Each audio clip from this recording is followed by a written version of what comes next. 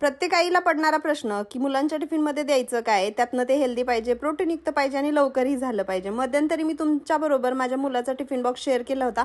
त्यात खूप साऱ्या कमेंट्स आल्या की ताई ह्या पॅनकेक्सची रेसिपी सांगा. तर फुल व्हिडिओ मी अपलोड केलेला आहे. शॉर्ट्समध्ये सांगायचं झालं तर एका मिक्सरच्या भांड्यामध्ये मूग, पालक, हिरवी मिरची, अद्रक, लसूण, जिरं, त्याचबरोबर 2 चमचे तांदळाचं पीठ, 2 चमचे बेसन पीठ टाकून छान फिरून घेतलं.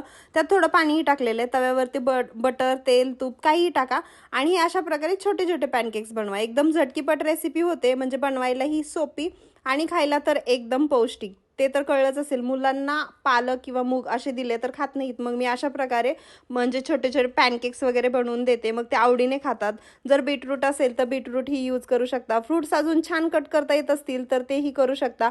तर मी इथं फ्रूट्स पण दिलेले आहेत एका टिफिनमध्ये आणि हे पॅनकेक्स. तर एकदम सोपी रेसिपी आहे, नक्की ट्राय करा. रेसिपी आवडली असेल तर जास्तीत जास्त लाईक, शेअर आणि हां, सबस्क्राईब करायला काय विसरू नका.